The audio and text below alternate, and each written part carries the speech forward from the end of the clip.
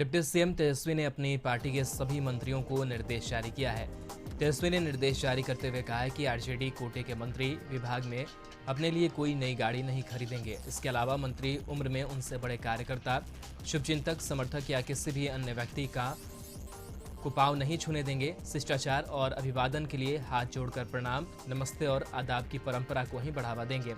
तेजस्वी ने सभी मंत्रियों से आग्रह किया है कि उनका सभी के साथ सौम्य और शालीन व्यवहार हो और बातचीत सकारात्मक रहे। सादगी से पेश आते हुए सभी जाति धर्म के गरीब एवं जरूरतमंद लोगों को अविलंब प्राथमिकता के आधार पर मदद करें। किसी से भेंट स्वरूप, पुष्पगुच्छ या गुलदस्ता लेने देने की जगह किताब कलम के आदान प्रदान को बढ़ावा देंगे। सभी विभागीय कार्यों में माननीय मुख्यमंत्री के नेतृत्व में ईमानदारी, पारदर्शिता की कार्यशैली को बढ़ावा देंगे। सभी मंत्रीगण मुख्यमंत्री जी, बिहार सरकार एवं अपने अधीनस्थ विभागों, कार्य योजनाओं और विकास कार्यों को सोशल मीडिया पर लगातार प्रचार प्रसार करेंगे ताकि जनता को आपके हर काम की जानकारी मिलती रहे।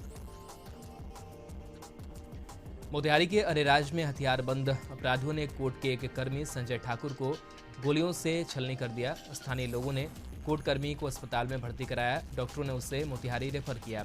इलाज के दौरान कोर्ट कर्मी की मौत हो गई। बताया जाता है कि तुरकौलिया थाना क्षेत्र के सिमरा के संजय ठाकुर अरेराज अनुमंडलीय कोर्ट में चपरासी के पद पर कार्यरत थे और मोतिहारी से अरेराज कोर्ट के लिए बस से जा रहे थे।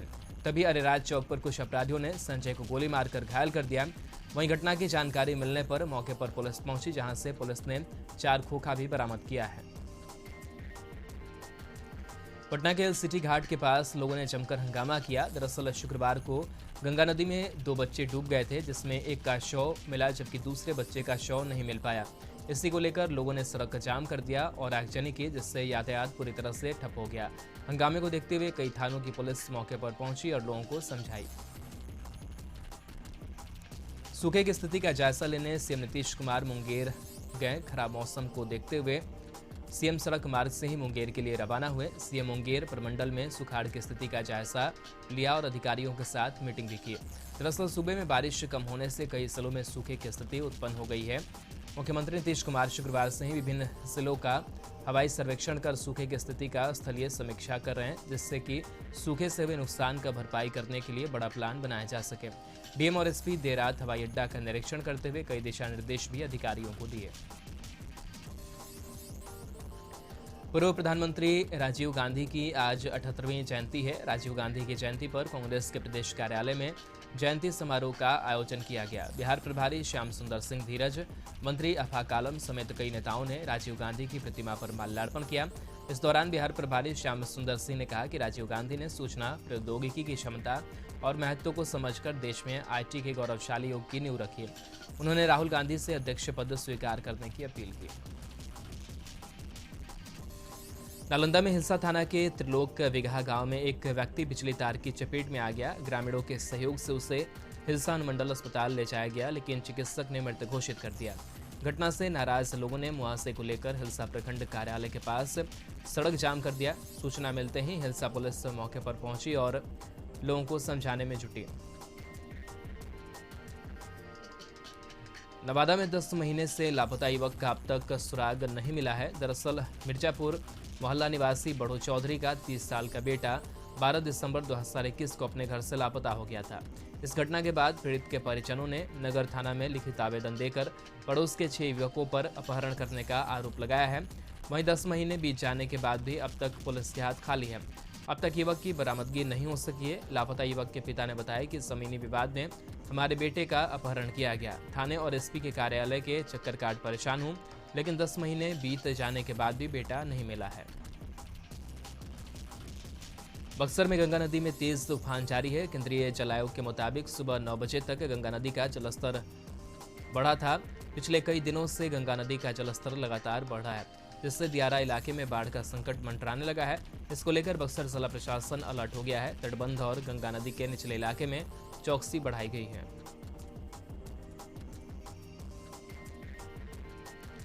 पटना में गंगा का जलस्तर काफी तेजी से बढ़ रहा है। केंद्रीय जल आयोग की रिपोर्ट के अनुसार गंगा का पानी प्रति घंटे 2 सेंटीमीटर की रफ्तार से बढ़ रहा है।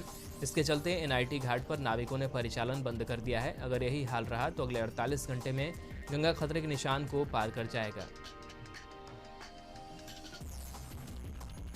खबर बगहा से, जहां वाल्मीकि टाइगर रिजर्व के गुनौली क्षेत्र के सखवनवा में गश्ती दल पर भालू के हमले में एक वनकर्मी बुरी तरह घायल हो गया। गश्ती पर निकले टाइगर टेकर दल के वनकर्मियों का सामना भालू से हो गया। भालू के हमले में चंपापुर गुनौली के शिवनाहा गांव निवासी मोहन कुशवाहा गंभीर रूप से घायल हैं, जिन्हें पीएससी नटाण में इलाज के लिए अनुमंडलीय अस्पताल में रेफर किया गया, जहां स्थिति नाजुक बनी हुई है। नवादा में स्वास्थ्य कर्मी की पत्नी को सोने चांदी के जेवर को दोगुना करने का प्रलोभन देकर 4 लाख रुपए ठग लिया। शादी ठग साधु के वेश में आया था। पीड़ित महिला ने बताया कि लगभग 4 लाख रुपए के जेवरात और 5,000 नगद की ठगी हुई है। सदर प्रखंड कार्यालय परिसर स्थित आवास में रहने वाली स्वास्थ्य कर्मी की पत्नी प्रतिमा कुमारी ने कहा कि वह घर में अकेली थी, तभी साधु के वेश में एक व्यक्ति भिक्षा मांगने उनके घर आया। साधु ने कहा कि तुम्हारे घर में जितना जेवर और पैसा है उसे निकालो, मैं उसे घंटों में 2 गुना कर दूंगा। तभी जेवर साधु को दे दिया। अरवल जिले का आज 21वां स्थापना दिवस है। इसको लेकर इंडोर स्टेडियम में समारोह का आयोजन किया गया है, जिसमें जिला प्रभारी मंत्री तेज प्रताप यादव शिरकत करेंगे। कार्यक्रम को लेकर सभी तैयारियां पूरी कर ली गई है। इंडोर स्टेडियम को बेहतर तरीके से सजाया संवारा गया है। सिवान में पीडीएस डीलर की ओर से लगातार अनाज की कालाबाजारी की जा रही है। मैरवा थाना क्षेत्र के मुड़ियारी पंचायत के ग्रामीणों ने 8 बोरे चावल लदे टेम्पो को पकड़ा। स्थानीय लोगों ने चावल लदे टेम्पो को पकड़कर पुलिस के हवाले कर दिया। लोगों का कहना है कि चालक समेत 2 लोग भी पकड़े गए हैं। लोगों का आरोप है कि डीलर 5 किलो अनाज की जगह 4 किलो ही अनाज लाभुकों को देते हैं और अनाज की कालाबाजारी कर देते हैं। झारखंड में महागठबंधन की आज अहम बैठक हुई। सीएम हेमंत सोरेन आवास पर बैठक बुलाई गई। इस बैठक में सत्ता पक्ष गठबंधन में शामिल सभी दलों के विधायकों ने हिस्सा लिया। बैठक में सत्ताधारी दल के विधायकों के साथ साथ कांग्रेस के प्रदेश अध्यक्ष राजेश ठाकुर भी मौजूद रहे। दरअसल कांग्रेस के 3 विधायक 48 लाख नकदी के साथ पश्चिम बंगाल में पकड़े गए थे। इसके बाद से ही कांग्रेस और झारखंड मुक्ति मोर्चा अलर्ट मोड में है। दोनों ही दल किसी भी तरह की टूट से बचने के लिए पहले से ही तैयार रहना चाहते हैं। वहीं इस बैठक के कई मायने निकाले जा रहे हैं। विधानसभा अध्यक्ष रविंद्र नाथ महतो को कनाडा दौरा स्थगित करना पड़ा है।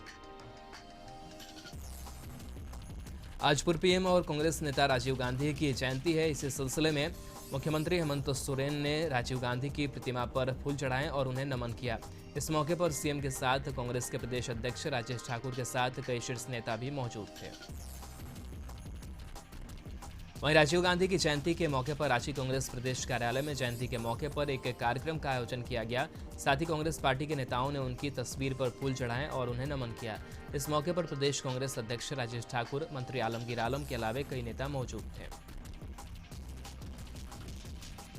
बोकारो जिला कांग्रेस कमेटी के सेक्टर 4 में बोकारो जिला कांग्रेस कमेटी के अध्यक्ष मंजूर अंसारी की अध्यक्षता में पूर्व प्रधानमंत्री राजीव गांधी जी की जयंती मनाई गई। सभी कांग्रेस नेताओं ने सबसे पहले उनकी तस्वीर पर फूल चढ़ाकर श्रद्धांजलि दी। अपने संबोधन में जिला अध्यक्ष मंजूर अंसारी ने कहा कि सूचना क्रांति के जनक, भारत के शिल्पी का पूर्व प्रधानमंत्री स्वर्गीय राजीव गांधी जी के कार्यकाल को देश भूल नहीं सकता।